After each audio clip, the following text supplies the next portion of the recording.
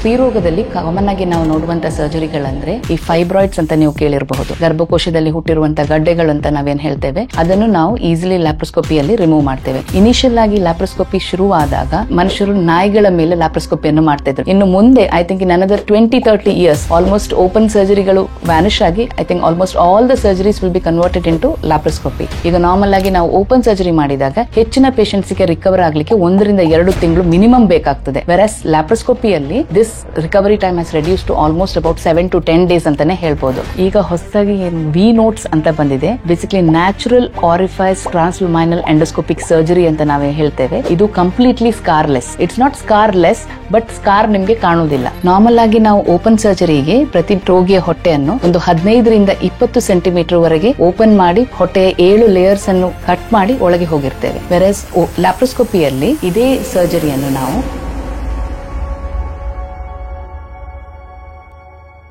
ಎಲ್ಲರಿಗೂ ಸ್ವಾಗತ.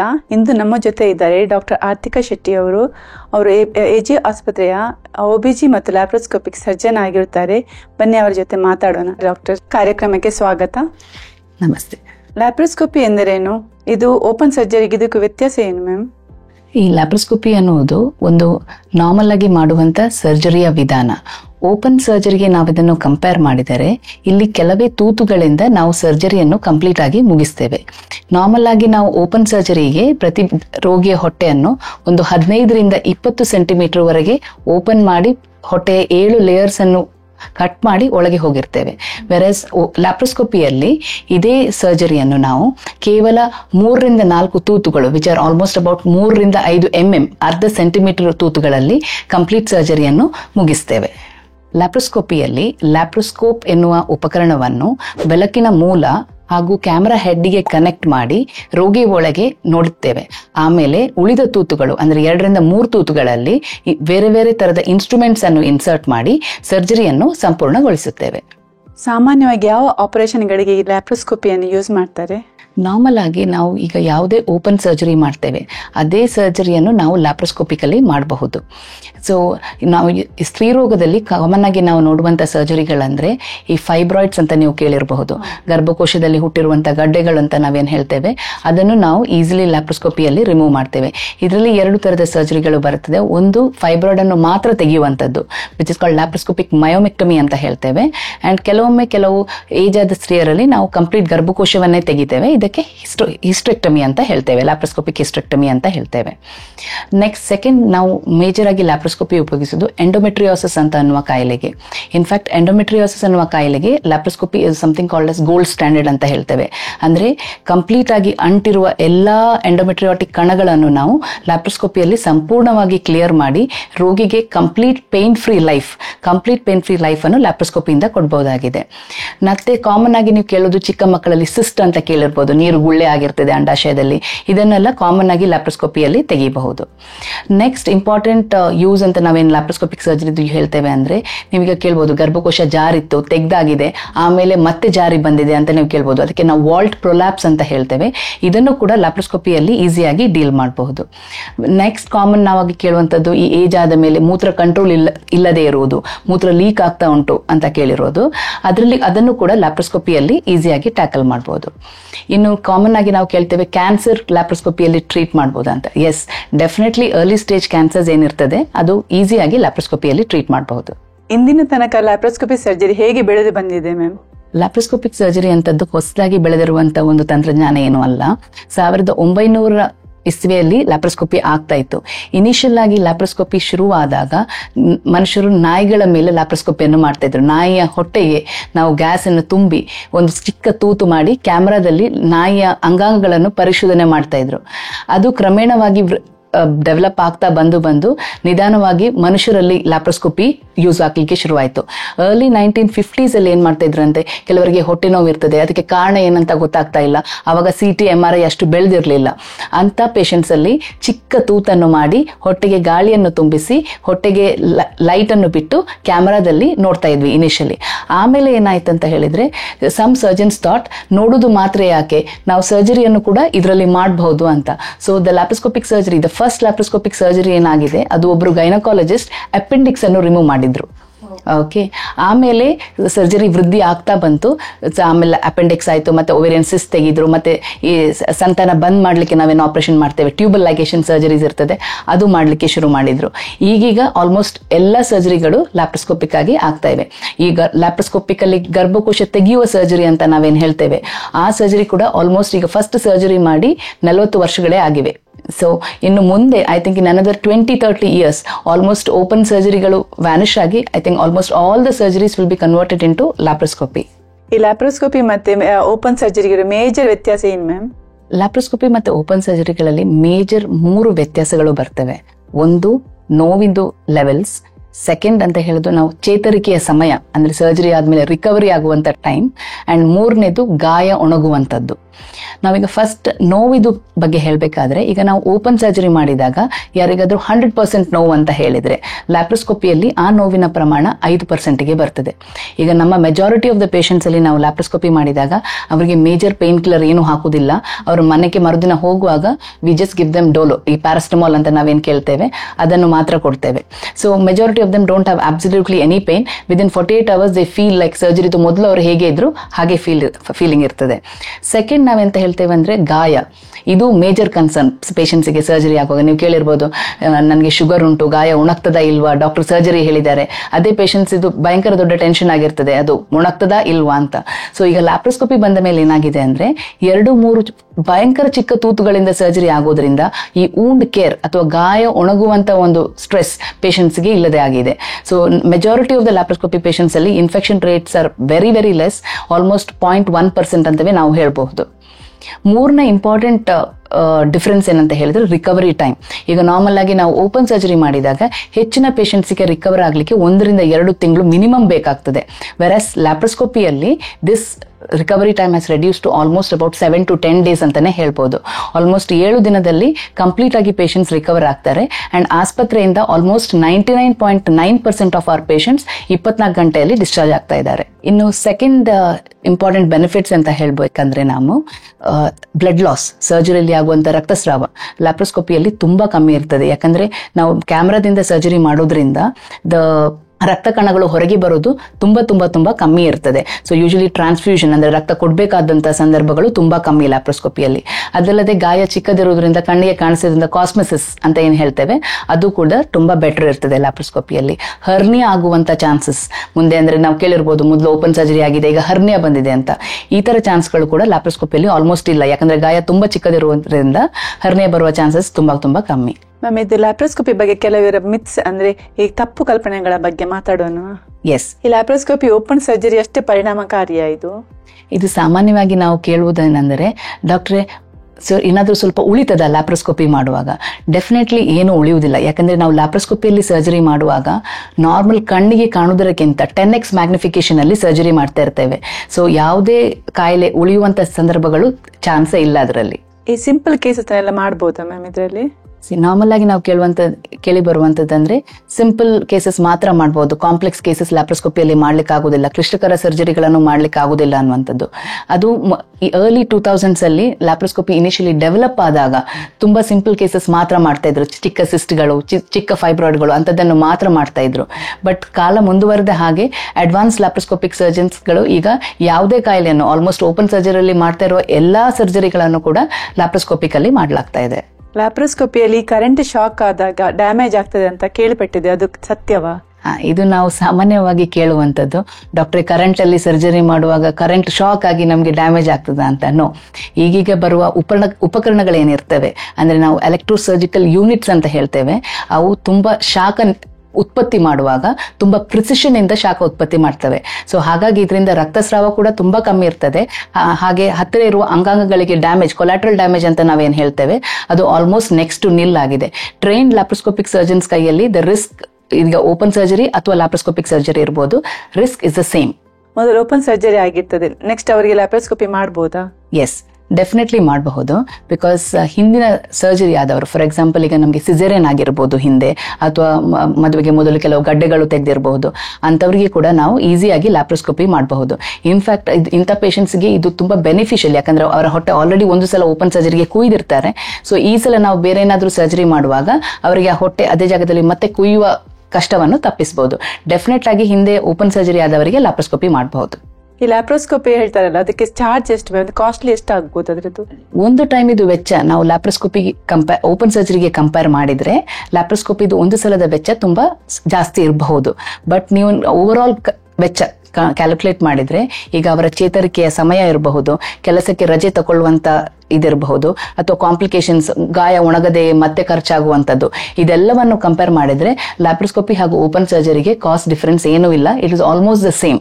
ಬಿಕಾಸ್ ನಾವೀಗ ಓಪನ್ ಸರ್ಜರಿ ಮಾಡಿಕೊಂಡು ಮನೆಯಲ್ಲಿ 6 ತಿಂಗಳು ಕೆಲಸಕ್ಕೆ ಹೋಗದೆ ರೆಸ್ಟ್ ಮಾಡುವಾಗ ಆ ಟೈಮಲ್ಲಿ ಆಗುವ ನಮ್ಮ ಫೈನಾನ್ಷಿಯಲ್ ಲಾಸ್ ಡೆಫಿನೆಟ್ಲಿ ಲ್ಯಾಪ್ರೋಸ್ಕೋಪಿಯಲ್ಲಿ ಇರುವುದಿಲ್ಲ. ಸೊ ಓವರ್ ಆಲ್ ಕಾಸ್ಟ್ ಅಂತ ನಾವೇನು ಹೇಳ್ತೇವೆ ಅದು ಲ್ಯಾಪ್ರೋಸ್ಕೋಪಿ ಹಾಗೂ ಓಪನ್ ಸರ್ಜರಿಗೆ ಸೇಮೇ ಬರ್ತದೆ. ಈ ಲ್ಯಾಪ್ರೋಸ್ಕೋಪಿ ಮಾಡಿದ್ರೆ ಕ್ಯಾನ್ಸರ್ ಹಬ್ಬುತ್ತದೆ ಡಾಕ್ಟ್ರೆ? ಹಿಂದಿನ ಕಾಲದಲ್ಲಿ ಏನಾಗ್ತಿತ್ತಂದ್ರೆ ಈ ತುಂಬಾ ದೊಡ್ಡ ಗಡ್ಡೆಗಳನ್ನೆಲ್ಲ ಲ್ಯಾಪ್ರೋಸ್ಕೋಪಿ ಮಾಡುವಾಗ ನಾವು ಈ ಮಾರ್ಸ್ಲೇಟರ್ ಅಂತ ಏನು ಯೂಸ್ ಮಾಡ್ತಿದ್ವಿ, ಅಂದ್ರೆ ಡ್ರಿಲ್ ಅಂತ ನಾವು ಸಾಮಾನ್ಯ ಭಾಷೆಯಲ್ಲಿ ಹೇಳ್ತೇವೆ. ಅದರಲ್ಲಿ ಚಿಕ್ಕ ಚಿಕ್ಕ ತುಂಡುಗಳನ್ನು ಮಾಡಿ ಗಡ್ಡೆಯನ್ನು ಹೊರಗೆ ತೆಗಿತಿದ್ವಿ. ಬಟ್ ಈಗ ಟೆಕ್ನಾಲಜಿ ಇಂಪ್ರೂವ್ ಆದ ಹಾಗೆ we do something called as in bag morcellation ಅಂತ. ಅಂದ್ರೆ ಯಾವುದೇ ಗಡ್ಡೆ ಇರಲಿ, ಯಾವ ತರದ ಗಡ್ಡೆ ಇರಲಿ, ಅದು ನಾರ್ಮಲ್ ಗಡ್ಡೆ ಇರ್ಬೋದು ಅಥವಾ ಸ್ವಲ್ಪ ಸಂಶಯಾಸ್ಪದ ಗಡ್ಡೆ ಇರ್ಬೋದು, ಎಲ್ಲದನ್ನು ನಾವು ಒಂದು ಬ್ಯಾಗ್ ಒಳಗೆ ಹಾಕಿ, ಕವಚ ಮಾರ್ಸೇಫ್ ಬ್ಯಾಗ್ ಅಂತ ಹೇಳ್ತೇವೆ, ಅದರ ಒಳಗೆ ಹಾಕಿ ಅದರ ಒಳಗೆ ಡ್ರಿಲ್ ಹಾಕಿ ನಾವು ತೆಗಿತೇವೆ. So it's called contained morcellation. So ಯಾವುದೇ ಕಣಗಳು ಸ್ಪಿಲ್ ಆಗೋದಿಲ್ಲ. ಸೊ ಇದರಿಂದ ಯಾವುದೇ ಕ್ಯಾನ್ಸರ್ ಹಬ್ಬುವ ಭಯ ಇಲ್ಲ. ಯಾವ ಸಂದರ್ಭಗಳಿಗೆ ಲ್ಯಾಪ್ರೋಸ್ಕೋಪಿಗಿಂತ ಓಪನ್ ಸರ್ಜರಿ ಮಾಡೋದು ಸೂಕ್ತವಾದದ್ದು ಡಾಕ್ಟ್ರೆ? ಇತ್ತೀಚೆಗೆ ಅಂತ ಕಂಡೀಷನ್ಗಳು ತುಂಬಾ ಕಮ್ಮಿ, ವಿರಳವಾಗಿವೆ. ಮೊದಲು ತುಂಬಾ ದೊಡ್ಡ ಗಡ್ಡೆಗಳಿದ್ದಾಗ ಅಥವಾ ಬೇರೆ ಕಾರಣ ತುಂಬಾ ಅಂಟಿದ್ದಾಗ ನಾವು ಓಪನ್ ಸರ್ಜರಿಗಳನ್ನು ಪ್ರಿಫರ್ ಮಾಡ್ತಾ ಇದ್ವಿ. ಈಗ ಅಡ್ವಾನ್ಸ್ ಲ್ಯಾಪ್ರೋಸ್ಕೋಪಿಕ್ ಸರ್ಜನ್ಸ್ ಬಂದಾದ್ಮೇಲೆ ಈ the conditions wear open surgery is preferred is very very less. Okay, ಸಾಮಾನ್ಯವಾಗಿ ನಮಗೆ ಈಗ ನೋಡುವಂಥದ್ದಂದ್ರೆ ಈಗ ನಾವು ಲ್ಯಾಪ್ರೋಸ್ಕೋಪಿಗೆ ಏನು ಹೇಳ್ತೇವೆ, ಜನರಲ್ ಅನೆಸ್ಥೇಸಿಯಾ ಕೊಡ್ತೇವೆ. ಅಂದ್ರೆ ಕಂಪ್ಲೀಟ್ ಆಗಿ ಪೇಷಂಟ್ ಇದ್ದು ಪ್ರಜ್ಞೆ ತಪ್ಪಿಸಿ ಸರ್ಜರಿ ಮಾಡುವಂಥದ್ದು. ಸೊ ಜನರಲ್ ಅನೆಸ್ಥೇಸಿಯಾಗೆ ಫಿಟ್ ಇಲ್ಲದೆ ಇರುವ ಕೆಲವು ಪೇಷಂಟ್ಸ್ ಇರ್ತಾರೆ, ಅಂಥವರಲ್ಲಿ ಓಪನ್ ಸರ್ಜರಿಯನ್ನು ಮಾಡ್ತೇವೆ. ಎರಡನೇದು, ಈಗ ಪೇಷಂಟ್ ತುಂಬಾ ಕ್ರಿಟಿಕಲ್ ಆಗಿ ಬಂದ ಪೇಷಂಟ್, ಏನಾದರೂ ರೋಡ್ ಟ್ರಾಫಿಕ್ ಆಕ್ಸಿಡೆಂಟ್ ಆಗಿದೆ, ತುಂಬಾ ಬ್ಲೀಡಿಂಗ್ ಆಗ್ತಾ ಉಂಟು, ಒಳಗೆ BP ಕಮ್ಮಿ ಇದೆ, ಪಲ್ಸ್ ಕಮ್ಮಿ ಇದೆ, ಅಂತ ಕಂಡೀಷನ್ಸ್ ಅಲ್ಲಿ ನಾವು ಯೂಶಲಿ ಓಪನ್ ಸರ್ಜರಿಯನ್ನು ಪ್ರಿಫರ್ ಮಾಡ್ತೇವೆ. ಮೂರನೇದಾಗಿ ನಾವು ಈ ತುಂಬಾ ಸ್ಪ್ರೆಡ್ ಆಗಿರುವ ಕ್ಯಾನ್ಸರ್ಸ್ ಅಲ್ಲಿ ಲ್ಯಾಪ್ರೋಸ್ಕೋಪಿಯನ್ನು ಮಾಡೋದಿಲ್ಲ. ಸೊ ಇದು ಕಾಮನ್ ಆಗಿ ಇದೀಗ 3 ಕಂಡೀಷನ್ಸ್ ಅಲ್ಲಿ ಮಾತ್ರ ಅಂದ್ರೆ ನಾವು ಓಪನ್ ಸರ್ಜರಿಯನ್ನು ಪ್ರಿಫರ್ ಮಾಡ್ತೇವೆ. ಲ್ಯಾಪ್ರೋಸ್ಕೋಪಿಯಲ್ಲಿ ಏನಾದ್ರು ರಿಸ್ಕ್ ಫ್ಯಾಕ್ಟರ್ಸ್ ಏನಾದ್ರು ಇದೆಯಾ ಡಾಕ್ಟ್ರೆ? ಈಗ ನಾವು ಓಪನ್ ಸರ್ಜರಿಗೆ ಕಂಪೇರ್ ಮಾಡಿದ್ರೆ ಲ್ಯಾಪ್ರೋಸ್ಕೋಪಿಗೆ ಏನು ಅಡಿಷನಲ್ ರಿಸ್ಕ್ ಅಂತ ನಾವು ಏನು ಹೇಳೋದಿಲ್ಲ. ನಾರ್ಮಲ್ ಆಗಿ ಈಗ ನಾವು ಓಪನ್ ಸರ್ಜರಿ ಮಾಡಿಕೊಳ್ಳೋದಿದ್ರೆ ಯಾವ ತರದ ರಿಸ್ಕ್ ಇರ್ತದೆ ಅದೇ ತರದ ರಿಸ್ಕ್ ಲ್ಯಾಪ್ರೋಸ್ಕೋಪಿಯಲ್ಲಿ ಇರ್ತದೆ. ಅದೇನು ಅಂದ್ರೆ ಅದೇ ಸರ್ಜರಿಯನ್ನು ನಾವು ಓಪನ್ ಅಲ್ಲಿ ಮಾಡಿದಾಗ ಕಮ್ಮಿ ರಿಸ್ಕ್ ಉಂಟು, ಆತರ ಯಾವುದೇ ಕಂಡೀಷನ್ಸ್ ಇಲ್ಲ. In trained hands the complication rate ಈಗ ಲ್ಯಾಪ್ರೋಸ್ಕೋಪಿ ಇರ್ಬೋದು ಅಥವಾ ಓಪನ್ ಸರ್ಜರಿ ಇರ್ಬೋದು, ಇಟ್ ಇಸ್ ದ ಸೇಮ್. ಈ ರೊಬೋಟಿಕ್ ಮತ್ತೆ ಲ್ಯಾಪ್ರೋಸ್ಕೋಪಿ ಸರ್ಜರಿ ನಡುವೆ ಏನು ವ್ಯತ್ಯಾಸ ಮ್ಯಾಮ್? ರೊಬೋಟಿಕ್ಸ್ ಅಂತ ನಾವು ಏನ್ ಹೇಳ್ತೇವೆ, ಇದರಲ್ಲಿ ದ ಸರ್ಜನ್, ಆಪರೇಷನ್ ಮಾಡುವ ಸರ್ಜನ್ ಯಾರು ಇರ್ತಾರೆ ಅವರು ಪೇಷಂಟ್ ಗಿಂತ ತುಂಬಾ ದೂರ ಕೂತು ಸರ್ಜರಿಯನ್ನು ಮಾಡ್ತಾ ಇರ್ತಾರೆ. Okay, so hole wise it is the same. The ತೂತುಗಳು ಏನಿರ್ತವೆ ಪೇಷಂಟ್ ರೋಗಿಯ ಹೊಟ್ಟೆ ಮೇಲೆ ಅಷ್ಟೇ ತೂತುಗಳು, ಆಲ್ಮೋಸ್ಟ್ ಲ್ಯಾಪ್ರೋಸ್ಕೋಪಿ ಆಗಲಿ ಅಥವಾ ರೊಬೋಟಿಕ್ ಆಗಲಿ ತೂತುಗಳ ಸಂಖ್ಯೆ ಸೇಮ್ ಇರ್ತದೆ. ಬಟ್ ಕ್ಲಿಷ್ಟಕರವಾದ ಸರ್ಜರಿಗಳೇನಿರ್ತವೆ ಕೆಲವೊಮ್ಮೆ ಇದರಲ್ಲಿ ರೊಬೋಟಿಕ್ ಅಲ್ಲಿ ರೊಬೋಟಿಕ್ ಆರ್ಮ್ಸ್ ಅಂತ ಏನಿರ್ತದೆ ಅದರ ಮೂವ್ಮೆಂಟ್ಸ್ ಮನುಷ್ಯನ ಕೈಗಿಂತ ಜಾಸ್ತಿ ಇರ್ತದೆ. So the range of motion ಅಂತ ನಾವೇನ್ ಹೇಳ್ತೇವೆ ಅದು ತುಂಬಾ ಜಾಸ್ತಿ ಇರ್ತದೆ ರೊಬೋಟಿಕ್ಸ್ ಅಲ್ಲಿ. ಸೊ ಕ್ಲಿಷ್ಟಕರ ಸರ್ಜರಿಗಳು ಅಥವಾ ಟೈಟ್ ಸ್ಪೇಸಸ್ ಅಲ್ಲಿ ಮಾಡುವಂತ ಸರ್ಜರಿಗಳು ಏನಿರ್ತವೆ ಅದರಲ್ಲಿ definitely robotic has a higher hand compared to laparoscopic surgeries. ಈ ಬಂಜೆತನ ನಿವಾರಣೆಗೆ ಲ್ಯಾಪ್ರೋಸ್ಕೋಪಿಯಲ್ಲಿ ಏನಾದ್ರೂ ಮಾಡಬಹುದಾ? ನೀವು ಸಾಮಾನ್ಯವಾಗಿ ಕೇಳಿರುವುದು ಏನಂದ್ರೆ ಮದುವೆ ಆಗದ ಮಕ್ಕಳಿರಬಹುದು ಅಥವಾ ಮದುವೆ ಆಗಿ ಮಕ್ಕಳಾಗದವ್ರು ಇರಬಹುದು, ಅವರಿಗೆ ಸರ್ಜರಿ ಮಾಡಬಾರ್ದು ಅಂತ ಒಂದು ಮೂಢನಂಬಿಕೆ ಜನರಲ್ಲಿ ಇದೆ. ಅದು ಮುಂದೆ ಹಿಂದಿನ ಕಾಲದಲ್ಲಿ ಏನಾಗ್ತಿತ್ತಂದ್ರೆ ಈ ಓಪನ್ ಸರ್ಜರಿ ಇರುವಾಗ ಒಮ್ಮೆ ನಾವು ಹೊಟ್ಟೆಗೆ ಕೈ ಹಾಕಿ ಬಿಟ್ಟಾಗ ಏನಾಗ್ತಿದೆ, ಆರ್ಗನ್ಸ್ಗಳು ಅಂಟ್ತವೆ ಒಂದಕ್ಕೊಂದು. ಸೊ ಅದರಿಂದ ಮುಂದೆ ಮಕ್ಕಳಾಗುವುದಿಲ್ಲ ಅನ್ನುವ ತಪ್ಪು ಕಲ್ಪನೆ ಜನರಿಗೆ ಇತ್ತು. ಬಟ್ ಈಗ ಲ್ಯಾಪ್ರೋಸ್ಕೋಪಿಕ್ ಬಂದಿರೋದ್ರಿಂದ ಅಡಿಷನ್ಸ್ ಅಂತ ನಾವು ಹೇಳ್ತೇವೆ, ಅಂದ್ರೆ ಒಂದು ಆರ್ಗನ್ ಇನ್ನೊಂದು ಆರ್ಗನ್ಗೆ ಅಂಟಿಕೊಳ್ಳುವಂತ ಸಾಧ್ಯತೆ ಏನಿದೆ ಅದು ತುಂಬಾ ಕಮ್ಮಿ ಆಗಿದೆ. ಸೊ ಅದರಿಂದ ಈಗ ಕಾಮನ್ ಆಗಿ ನಾವು ಕಂಡು ಬರುವಂತ ಕಂಡೀಷನ್ಸ್ ಬಂಜೆತನದಲ್ಲಿ ಫೈಬ್ರಾಯ್ಡ್ಸ್ ಇರ್ಬೋದು, ಪಾಲಿಸಿಸ್ಟಿಕ್ ಓವರಿ ಇರಬಹುದು, ಓವೇರಿಯನ್ ಸಿಸ್ಟ್ ಇರ್ಬೋದು, ಎಂಡೋಮೆಟ್ರಿಯೋಸಿಸ್ ಇರ್ಬೋದು ಅಥವಾ ಟ್ಯೂಬ್ ಬ್ಲಾಕ್ ಅಂತ ನೀವು ಕೇಳಿರಬಹುದು. ಇದು ಎಲ್ಲದನ್ನು ಕೂಡ ಲ್ಯಾಪ್ರೋಸ್ಕೋಪಿಯಲ್ಲಿ ನಿವಾರಣೆ ಮಾಡಬಹುದು. ಈ ಬಂಜೆತನ ನಿವಾರಣೆಗೆ IVF ಮಾಡಬಹುದಲ್ಲ, ಈ ಸರ್ಜರಿ ಯಾಕೆ ಡಾಕ್ಟ್ರೆ? ಇದು ನಮಗೆ ಸಾಮಾನ್ಯವಾಗಿ ಕೇಳಿ ಬರುವಂತ ಪ್ರಶ್ನೆ. ಬಂಜೆತನ ಇರುವವರು ಹೆಚ್ಚಾಗಿ ಕೇಳ್ತಾರೆ, ನಾನು IVF ಮಾಡಿಸ್ತೇನಲ್ಲ ಡಾಕ್ಟರ್, ಯಾಕೆ ಸುಮ್ಮನೆ ನಾನು ಮತ್ತೊಂದು ಸರ್ಜರಿಗೆ ಖರ್ಚು ಮಾಡಬೇಕು ಅಂತ. ಇದರಲ್ಲಿ ನನಗೆ ಒಂದು ನೆನಪು ಬರುವ ಸ್ಪೆಸಿಫಿಕ್ ಆಗಿ ಕೇಸ್ ಅಂತ ಹೇಳಿದ್ರೆ, ಕೆಲವು ವರ್ಷದ ಹಿಂದೆ ನನಗೊಂದು ಪೇಷಂಟ್ ಬಂದಿದ್ರು. ಅವರಿಗೆ 2 ಮಕ್ಕಳಿದ್ರು ಅಂಡ್ 2 ಸಿಸೇರಿಯನ್ ಆಗಿತ್ತದು. ಆಮೇಲೆ ಮಕ್ಕಳು ದೊಡ್ಡವರಾದ್ಮೇಲೆ ರೋಡ್ ಟ್ರಾಫಿಕ್ ಆಕ್ಸಿಡೆಂಟ್ ಅಲ್ಲಿ ಶಿ ಲಾಸ್ಟ್ 2 ಮಕ್ಕಳನ್ನು ಕಳ್ಕೊಂಡ್ರು ಅವರು. ಆಮೇಲೆ ಏನ್ ಮಾಡಿದ್ರು ಅವರು, ಆ ಸ್ಟ್ರೆಸ್ ಅಲ್ಲಿ ಹೋಗಿ she went on getting IVF. ಒಂದು IVF ಆಯ್ತು, 2 IVF ಆಯ್ತು, ಬಿಕಾಸ್ ಅವ್ರಿಗೆ ಸ್ವಲ್ಪ ಏಜ್ ಆಗಿತ್ತು. ಸೊ ಶಿ ಥಾಟ್ ಇನ್ನು ನನಗೆ ಬೇಗ ಮಕ್ಕಳಾಗಬೇಕು ಅಂತ 3 IVF ಮಾಡಿಸಿದ್ರು. 3ನೇ IVF ಕೂಡ ಸಕ್ಸಸ್ ಆಗಲಿಲ್ಲ. ಆಗ ದೆನ್ ಅವರ IVF ಡಾಕ್ಟರ್ ಹೇಳಿದ್ರು, ನೀವು ಬೇಕಿದ್ರೆ ಒಮ್ಮೆ ಬೇರೆ ಸೆಕೆಂಡ್ ಒಪಿನಿಯನ್ ತಗೊಂಡು ಬನ್ನಿ ಅಂತ. ಅವರು ನನ್ನ ಹತ್ರ ಬಂದಿದ್ದಾಗ ನಾವು ನೋಡಿದಾಗ ಆ ಸಿಸೇರಿಯನ್ ಮಾಡಿದ ಜಾಗದಲ್ಲಿ ಏನಿತ್ತು ಅಲ್ಲಿ ಒಂದು ಡೆಂಟ್ ಅಂತ ಫಾರ್ಮ್ ಆಗಿತ್ತು, ಇಸ್ತಮೋಸೀಲ್ ಅಂತ ನಾವು ಹೇಳ್ತೇವೆ. ಸೊ ಇಮಿಡಿಯೇಟ್ ಆಗಿ ನಾವು ಅದನ್ನು ರಿಪೇರ್ ಮಾಡಿದ್ವಿ, ಅಂದ್ರೆ ಆ ಇಡೀ ಸ್ಟಿಚ್ ಅನ್ನು ಬಿಡಿಸಿ ಮತ್ತೆ ರೀಸ್ಟಿಚ್ ಮಾಡಿದ್ವಿ. ನೀವು ನಂಬ್ತೀರಾ ಬಿಡ್ತೀರಾ, ಅದೇ ಸರ್ಜರಿ ಆಗಿ 3 ತಿಂಗಳಲ್ಲಿ ಮತ್ತೆ ಅವರು ಉಳಿದ ಎಂಬ್ರಿಯೋಸ್, ಅವರ IVF ಅಲ್ಲಿ ಏನು ಎಂಬ್ರಿಯೋಸ್ ಉಳಿದಿತ್ತು ಅದನ್ನು ಇಮಿಡಿಯೇಟ್ ಆಗಿ ಟ್ರಾನ್ಸ್ಫರ್ ಮಾಡಿದ್ರು and she got pregnant immediately. So the journey of ಅವರ 3-4 IVF ಮಾಡಿಸುವಂಥದ್ದು, sometimes IVF is not the permanent solution, because ನಿಮ್ಮ ಯೂಟ್ರಸ್ ಅಥವಾ ಅಂಡಾಶಯ ಕ್ಲಿಯರ್ ಇರಬೇಕು ನೀವು IVF ಮಾಡುವಾಗ. ಸೊ ಕಾಯಿಲೆಯನ್ನು ಹಾಗೆ ಉಳಿಸಿ ನಾವು IVF ಮಾಡೋದ್ರಲ್ಲಿ ದ ಸಕ್ಸಸ್ ರೇಟ್ ತುಂಬಾ ಕಮ್ಮಿ ಆಗ್ತದೆ. ಈ ಹಿಸ್ಟ್ರೋಸ್ಕೋಪಿ ಎಂದರೇನು ಮ್ಯಾಮ್? ಈ ಹಿಸ್ಟ್ರೋಸ್ಕೋಪಿ ಅನ್ನುವುದು ಬೇಸಿಕಲಿ ಗಾಯ ಇಲ್ಲದೆ ಮಾಡುವಂತ ಸರ್ಜರಿ. ಇದು ಗರ್ಭಕೋಶದ ಬಾಯಿ ಏನಿರ್ತೇವೆ, ಸರ್ವಿಕ್ಸ್ ಅಂತ ನೀವು ಕೇಳಿರ್ಬೋದು, ಗರ್ಭಕಂಠ ಅಂತ ನಾವು ಹೇಳ್ತೇವೆ, ಅದರಿಂದಾಗಿ ಒಂದು ಫೈನ್ ಕ್ಯಾಮ್ರಾ ಅಂದ್ರೆ 2 ಮಿಲಿಮೀಟರ್ ಥಿಕ್ನೆಸ್ ಇರುವಂತ ಕ್ಯಾಮರಾವನ್ನು ನಾವು ಗರ್ಭಕೋಶದ ಒಳಗೆ ಪಾಸ್ ಮಾಡಿ ಗರ್ಭಕೋಶದ ಸುತ್ತ, ಒಳಪದರದ ಸುತ್ತವನ್ನು ಪರೀಕ್ಷೆ ಮಾಡಿ ನೋಡ್ತೇವೆ. ಇದರಲ್ಲಿ ಸಾಮಾನ್ಯವಾಗಿ ನೀವು ಕೇಳ್ಬೋದು, ಕೆಲವರಿಗೆ ಗರ್ಭಕೋಶದ ಒಳಪದರದಲ್ಲಿ ಫೈಬ್ರಾಯ್ಡ್ ಹುಟ್ಟುತ್ತವೆ ಅಥವಾ ಪಾಲಿಪ್ಸ್ ಅಂತ ನೀವು ಕೇಳಿರಬಹುದು. ಇದಕ್ಕೆ ಇದು ಬೆಸ್ಟ್ ಫಾರ್ಮ್ ಆಫ್ ಥೆರಪಿ ಅಂತ ನಾವು ಹೇಳ್ಬೋದು. ನೋಡುವುದು ಅಲ್ಲದೆ ಅದೇ ಇನ್ಸ್ಟ್ರೂಮೆಂಟ್ ಅಲ್ಲಿ ನಮಗೆ ಬೇಸಿಕಲಿ ಕತ್ತರಿಗಳು ಅಂತ ಫೈನ್ ಇನ್ಸ್ಟ್ರೂಮೆಂಟ್ಸ್ ಒಳಗೆ ಕಳಿಸಬಹುದು. ಅದರಿಂದ ಅದನ್ನು ರಿಮೂವ್ ಕೂಡ ಅದೇ ಸೆಟ್ಟಿಂಗ್ ಅಲ್ಲಿ ಮಾಡಬಹುದು. ಸೊ ನೆಕ್ಸ್ಟ್ ಹಿಸ್ಟ್ರೋಸ್ಕೋಪಿದು ಮೇಜರ್ ಯೂಸಸ್ ಬಂಜೆತನದಲ್ಲಿ ನಾವು ಕೇಳಿರ್ಬೋದು, ಕೆಲವರಿಗೆ ಗರ್ಭಕೋಶದ ಪದರ ಇರ್ತದೆ, ಅದು ಅಂಟಿಕೊಂಡಿರ್ತದೆ, ಅಥವಾ ಕೆಲವರಿಗೆ ಗರ್ಭಕೋಶದಲ್ಲಿ ಸೆಪ್ಟಮ್ ಅಂತ ಏನ್ ಹೇಳ್ತೇವೆ ಅದು ಇರ್ತದೆ, ಅದನ್ನೆಲ್ಲ ನಾವು ಹಿಸ್ಟ್ರೋಸ್ಕೋಪಿಯಲ್ಲಿ ಬಿಡಿಸಿ ಕೊಡಬಹುದು. So the biggest advantage hysteroscopy ಅಂದ್ರೆ it's like a day care surgery. Patient ಬೆಳಗ್ಗೆ ಬರ್ತಾರೆ, 2 ಗಂಟೆಯಲ್ಲಿ ಸರ್ಜರಿ ಮಾಡಿಕೊಂಡು ಸೀದಾ ಮನೆಗೆ ಹೋಗ್ತಾರೆ. ನೋವು ಏನು ಇರುವುದಿಲ್ಲ, ಯಾಕಂದ್ರೆ ಕಟ್ಸ್ ಏನಿರ್ತದೆ ಅದೇನು ಇರುವುದಿಲ್ಲ ಇದರಲ್ಲಿ. ಹಾಗಾಗಿ ಕಂಪ್ಲೀಟ್ ಆಗಿ ಈಸಿಲಿ ರಿಕವರಬಲ್ ಸರ್ಜರಿ ಅಂತ ಹೇಳ್ಬೋದು. ಈ ಕೆಲವು ಸಂದರ್ಭದಲ್ಲಿ ಹಿಸ್ಟ್ರೋಸ್ಕೋಪಿ ಅನ್ನುವ ಈ ಸರ್ಜರಿ, ಈ ಚಿಕ್ಕ ಸರ್ಜರಿ ಪೇಷಂಟ್ ಅನ್ನ ಲೈಫ್ ಅನ್ನು ಬದಲು ಮಾಡ್ತದೆ. Like one I distinctly remember was, ಒಂದು 38 ವರ್ಷದ ಲೇಡಿ ನನ್ನ ಹತ್ರ ಬಂದಿದ್ರು. ಶಿ ಟೋಲ್ಡ್ ಮಿ ಅವರ ಪೀರಿಯಡ್ಸ್ ನಿತ್ತು 2 ವರ್ಷ ಆಯಿತು. ಅಂಡ್ ದೆನ್ ಅದಾದ ಮೇಲೆ ಅವರಿಗೆ ಭಯಂಕರ ಹೊಟ್ಟೆ ನೋವು, ಲೈಕ್ ನನಗೆ ತಿಂಗಳಲ್ಲಿ ಒಂದು 15 ದಿನ ನಾನು ಹಾಸಿಗೆಯಲ್ಲಿ ಇರ್ತೇನೆ, ಆ ತರ ಕಂಡೀಷನ್. ಸೊ ಅವರು ಡಾಕ್ಟರ್ ಸುತ್ತಾನೆ ಇದ್ರು. ಆಮೇಲೆ ಕೆಲವರು ಹೇಳಿದ್ರು ಅದು ಅಪೆಂಡಿಕ್ಸ್ ಇರ್ಬೋದು, ಅದನ್ನು ತೆಗೆಯೋದು ಒಳ್ಳೆದು. ಇನ್ ಕೆಲವರು ಹೇಳಿದ್ರು ನಿಮ್ಮ ಹೊಟ್ಟೆಯಲ್ಲಿ ಚಿಕ್ಕ ಹರ್ನಿ ಏನಾದ್ರೂ ಇರ್ಬೋದು, ಅದರಿಂದ ಅದು ನೋವು ಬರ್ತಾ ಉಂಟು ಅಂತ. ಬಟ್ ಡೆಫಿನೆಟ್ ಆಗಿ ಟೆಸ್ಟ್ ಮಾಡಿದಾಗ ಏನೂ ಕಾರಣ ಸಿಗ್ತಿರ್ಲಿಲ್ಲ. ಸೊ ಅವರು ನಮ್ಮಲ್ಲಿಗೆ ಬಂದಾಗ ನಾವು ಕರೆಕ್ಟ್ ಆಗಿ ಹಿಸ್ಟ್ರಿ ತಗೊಂಡಾಗ ಅವರ ಹಿಸ್ಟ್ರಿ ಏನಿತ್ತಂದ್ರೆ, ಅವರು 2 ವರ್ಷಕ್ಕೆ ಮೊದಲು ಒಮ್ಮೆ ಪ್ರೆಗ್ನೆಂಟ್ ಆಗಿದ್ರು ಅಂಡ್ DMC ಆಗಿತ್ತು. ಆಮೇಲೆ ಅವರ ಪೀರಿಯಡ್ಸ್ ಕಂಪ್ಲೀಟ್ ಆಗಿ ಸ್ಟಾಪ್ ಆಗಿತ್ತು. ಬಟ್ ಅವರು ಅದು ಪೀರಿಯಡ್ಸ್ ಕಂಪ್ಲೀಟ್ ಆಗಿ ನಿತ್ತು ಹೋಯಿತು ಅಂತ ಅನ್ಕೊಂಡಿದ್ರು. ನಾವು ಟೆಸ್ಟ್ ಮಾಡಿದಾಗ ಏನಾಗಿತ್ತಂದ್ರೆ, ಈ DMC ಮಾಡಿದ ಕಾರಣದಿಂದ ಅವರ ಗರ್ಭಕೋಶದ 2 ಲೇಯರ್ಸ್ ಏನಿತ್ತು ಅದು ಒಂದಕ್ಕೊಂದು ಅಂಟ್ಕೊಳ್ತಿತ್ತು ಕೆಳಭಾಗದಲ್ಲಿ. ಅದರಿಂದಾಗಿ ಅವರಿಗೆ ಪ್ರತಿ ತಿಂಗಳು ಪೀರಿಯಡ್ಸ್ ಆಗ್ತಾ ಇತ್ತು, ಬಟ್ ಅದು ಹೊರಗಡೆ ಬರ್ತಾ ಇರಲಿಲ್ಲ. ಸೊ ಬ್ಲಡ್ ಒಳಗೆ ಜಾಮ್ ಆದ್ರಿಂದ ಕಂಪ್ಲೀಟ್ ಆಗಿ ಅವರಿಗೆ ಆ ನೋವು, ತಡೆಲಾರದ ನೋವು ತಿಂಗಳಿದು 15 ದಿವಸದಲ್ಲಿ ಬರ್ತಾ ಇತ್ತು. ಇದಕ್ಕೆ ನಾವು in just daycare surgery we removed that, we call something called as Asherman's synechotomy ಅಂತ ನಾವು ಹೇಳ್ತೇವೆ. ಅದರಿಂದ ರಿಮೂವ್ ಮಾಡಿದ ಮೇಲೆ she just started having normal menses the next month. ಅವರು ಇವಾಗಲೂ ಕೂಡ ನನ್ನ ಹತ್ರ ಬಂದು ಹೇಳ್ತಾರೆ, ಐ ಕಾಂಟ್ ಬಿಲೀವ್ ದಟ್ ನಾನು 2 ವರ್ಷದ ಆ ನೋವನ್ನು ನೀವು 2 ನಿಮಿಷದಲ್ಲಿ ರಿಲೀವ್ ಮಾಡಿದ್ರಿ ಅಂತ. So these are cases wear hysteroscopy has like a life-changing impact. So such a small surgery relieved her of so much pain. ಈ AI ಅನ್ನು ಲ್ಯಾಪ್ರೋಸ್ಕೋಪಿಯಲ್ಲಿ ಯೂಸ್ ಮಾಡಬಹುದೇ? ಡೆಫಿನೆಟ್ ಆಗಿ. ಈಗಿನ ಕಾಲದಲ್ಲಿ ತಂತ್ರಜ್ಞಾನ ಮುಂದೆ ಹೋಗ್ತಾ ಇದ್ದಾಗೆ ಆರ್ಟಿಫಿಷಿಯಲ್ ಇಂಟೆಲಿಜೆನ್ಸ್ ಅನ್ನು ನಾವು ಲ್ಯಾಪ್ರೋಸ್ಕೋಪಿಯಲ್ಲಿ ಇನ್ಕಾರ್ಪೊರೇಟ್ ಮಾಡ್ತಾ ಇದ್ದೇವೆ. ಸೊ ಇದರಲ್ಲಿ ಏನಾಗ್ತದೆ ಅಂದ್ರೆ, ಕ್ಯಾಮ್ರಾದಲ್ಲಿ ಬರ್ತಾ ಇರುವ ಲೈವ್ ಫೀಡ್ ಏನಿರ್ತದೆ ಅದನ್ನು ಆರ್ಟಿಫಿಷಿಯಲ್ ಇಂಟೆಲಿಜೆನ್ಸ್ ಅನಲೈಸ್ ಮಾಡಿ ಸರ್ಜನಿಗೆ ಮುಂದಿನ ಸರ್ಜರಿಯ ಹಂತದ ಬಗ್ಗೆ ಅಡ್ವೈಸ್ ಕೊಡ್ತಾ ಇರ್ತದೆ. ಇದರಿಂದ ಸರ್ಜರಿಯ ನಿಖರತೆ, ದಕ್ಷತೆ ಹಾಗೂ ಸುರಕ್ಷತೆ ತುಂಬಾ ಮಟ್ಟಿಗೆ ಇಂಪ್ರೂವ್ ಆಗ್ತದೆ. ಲ್ಯಾಪ್ರೋಸ್ಕೋಪಿಯಲ್ಲಿ ಯಾವುದಾದ್ರು ಹೊಸ ತಂತ್ರಜ್ಞಾನಗಳು ಬರ್ತಾ ಇದೆಯಾ? Yes, laparoscopy is an ever growing science. ದಿನ ಆಲ್ಮೋಸ್ಟ್ ಮಾರ್ಕೆಟ್ಗೆ ಕೆಲವು ಹೊಸ ಉಪಕರಣಗಳು ಬರ್ತಾ ಇರ್ತವೆ. ದ ಮೇಜರ್ ಇಂಪ್ರೂವ್ಮೆಂಟ್ ಏನಾಗ್ತಾ ಇದೆ ಅಂದ್ರೆ ಎಲೆಕ್ಟ್ರೋ ಸರ್ಜಿಕಲ್ ಯೂನಿಟ್ಸ್, ಅಂದ್ರೆ ನಾನು ಅವಾಗಲೇ ಹೇಳಿರ್ಬೋದು, ಕರೆಂಟ್ ಇದು ಮಾಡ್ಯುಲೇಷನ್ ಏನಿರ್ತದೆ ಅದರಲ್ಲಿ ತುಂಬಾ ಹೊಸ ಉಪಕರಣಗಳು ಬರ್ತಾ ಇವೆ. ಸೊ ನಾವು ಇನಿಷಿಯಲಿ ನಾವು ಸ್ಟಾರ್ಟ್ ಮಾಡಿದಾಗ ಜಸ್ಟ್ ಬೈಪೋಲಾರ್ ಅಂತ ಒಂದು ಇನ್ಸ್ಟ್ರೂಮೆಂಟ್ ಇತ್ತು, ಮತ್ತೆ ಕತ್ತರಿಯಲ್ಲಿ ಮಾಡ್ಲಿಕ್ಕೆ ಶುರು ಮಾಡಿದ್ದೇವೆ. ಈಗ we have like so many sophisticated energy source doses ಅಂತ ನಾವೇನು ಹೇಳ್ತೇವೆ ತುಂಬಾ ಬಂದಿದೆ. ಈಗ ತಂಡಬೀಟ್ ಇರಬಹುದು, ಹಾರ್ಮೋನಿಕ್ಸ್ ಅಂತ ಬರ್ತದೆ, ಬೈಪೋಲಾರ್, NC, ಲೈಗಾಶೋರ್, ಲೇಸರ್ಸ್ ಎಲ್ಲದನ್ನು ಕೂಡ ಲ್ಯಾಪ್ರೋಸ್ಕೋಪಿಯಲ್ಲಿ ನಾವು ಇನ್ಕಾಪರೇಟ್ ಮಾಡ್ತಾ ಇದೆ.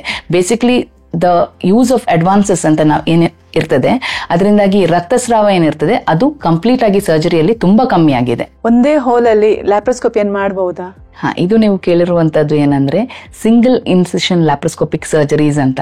ಇದರಲ್ಲಿ ನಾವು ಅಂಬಲಿಕಸ್ ಅಂತ ಏನಿರ್ತದೆ ನಾಭಿಯಲ್ಲಿ ಒಂದೇ ತೂತನ್ನು ಮಾಡಿ ಆ ಒಂದೇ ತೂತಲ್ಲಿ 2-3 ಉಪಕರಣಗಳನ್ನು ಬಳಸಿ ಸರ್ಜರಿಯನ್ನು ಕಂಪ್ಲೀಟ್ ಮಾಡ್ತೇವೆ. ಸೊ ದ ಮೇಜರ್ ಅಡ್ವಾಂಟೇಜ್ ಇದರಲ್ಲಿ ಏನಂದ್ರೆ ಹೊಟ್ಟೆ ಒಂದೇ ಇರುವುದು ಅಂಡ್ ನಾಭಿ ಒಳಗೆ ಇರುವುದರಿಂದ ಅದು ನಿಮಗೆ ಕಣ್ಣಿಗೆ ಕಾಣಿಸುವುದಿಲ್ಲ. ಇದು ಸ್ಪೆಷಲಿ ಈ ಅನ್ಮ್ಯಾರಿಡ್ ಮಕ್ಕಳೇನಿರ್ತಾರೆ, they prefer that, they don't want the scar to be seen, ಗೊತ್ತಾಯ್ತಲ್ಲ. ಸೊ ಬಟ್ ತುಂಬಾ ದೊಡ್ಡ ಪೆಥಾಲಜಿ, ತುಂಬಾ ದೊಡ್ಡ ಗಡ್ಡೆಗಳಿದ್ರೆ ಇದರಲ್ಲಿ ತೆಗೆಯುವುದು ಸ್ವಲ್ಪ ಕ್ಲಿಷ್ಟಕರ ಆಗ್ತದೆ. ಬಟ್ ಸಿಂಪಲ್ ಸರ್ಜರಿಗಳು ಆರಾಮವಾಗಿ ಇದರಲ್ಲಿ ಮಾಡಬಹುದು. ಗಾಯವೇ ಇಲ್ಲದೆ ಲ್ಯಾಪ್ರೋಸ್ಕೋಪಿ ಮಾಡಬಹುದಾ ಡಾಕ್ಟ್ರೆ? ಎಸ್, ಈಗ ಹೊಸದಾಗಿ ಏನು ವಿ ನೋಟ್ಸ್ ಅಂತ ಬಂದಿದೆ. Basically natural orifice transluminal endoscopic surgery ಅಂತ ನಾವೇ ಹೇಳ್ತೇವೆ. ಇದು completely scarless. It's not scarless, but scar ನಿಮಗೆ ಕಾಣುವುದಿಲ್ಲ. So majority of the upper abdominal ಸರ್ಜರೀಸ್ಗೆ ಕೂಡ ಇದು ಯೂಸ್ ಮಾಡ್ತಾ ಇದ್ದಾರೆ ಸರ್ಜನ್ಸ್ಗಳು. ಅಂಡ್ ನಾವು ಪೆಲ್ವಿಕ್ ಸರ್ಜರಿಯಲ್ಲಿ ಯೂಸ್ ಮಾಡುವಾಗ ಇದನ್ನು ವೆಜೈನಾ ಅಂತ ಏನಿರ್ತೇವೆ ಅದರಲ್ಲಿ ಕಟ್ಸ್ಗಳನ್ನು ಮಾಡಿಕೊಂಡು ಕಂಪ್ಲೀಟ್ ಸರ್ಜರಿಯನ್ನು ಸ್ಕಾರ್ಲೆಸ್ ಆಗಿ ಮಾಡ್ತೇವೆ. ಸೊ ಹೊಟ್ಟೆಯಲ್ಲಿ ನಿಮಗೆ ಒಂದೇ ಗಾಯ, ಒಂದು ಗಾಯ ಕೂಡ ಕಾಣುವುದಿಲ್ಲ. ವೀಕ್ಷಕರಿಗೆ ಇದರ ಬಗ್ಗೆ ನಿಮಗೆ ಮಾಹಿತಿ ಕೊಟ್ಟರ ಬಗ್ಗೆ ಯಾವ್ದಾದ್ರು ಡೌಟ್ಸ್, ಏನಾದ್ರು ಕಂಪ್ಲೇಂಟ್, ಏನಾದ್ರು ಅದ್ರ ಬಗ್ಗೆ ಮಾತಾಡಬೇಕು ಅಂತ ಅವರಿಗೆ ನಿಮ್ಮ ಬಗ್ಗೆ ಕಾಂಟ್ಯಾಕ್ಟ್ ಕೊಡುವುದಾದ್ರೆ ನಿಮ್ಮನ್ನು ಹೇಗೆ ಕಾಂಟ್ಯಾಕ್ಟ್ ಆಗ್ಬೋದು ಡಾಕ್ಟ್ರೆ? ನಾನು ಪ್ರತಿದಿನ AG ಹಾಸ್ಪಿಟಲ್ ಬೆಳಗ್ಗೆ 10ರಿಂದ 2 ಗಂಟೆವರೆಗೆ OPD ಯಲ್ಲಿ ಸಿಗ್ತೇನೆ. ಸೋಮವಾರದಿಂದ ಶನಿವಾರದವರೆಗೆ ಪ್ರತಿದಿನ ನಾವಿದ್ದೇವೆ. ಲ್ಯಾಪ್ರೋಸ್ಕೋಪಿ ಬಗ್ಗೆ ನಮಗೆ ಚೆನ್ನಾಗಿ ತಿಳಿಸಿಕೊಟ್ಟಿದ್ದೀರಾ, ಅದರ ಬಗ್ಗೆ ಒಳ್ಳೆ ಮಾಹಿತಿಯನ್ನು ಕೊಟ್ಟಿದ್ದೀರಾ. ನಿಮಗೆ ಧನ್ಯವಾದಗಳು ಡಾಕ್ಟರ್. ಧನ್ಯವಾದ.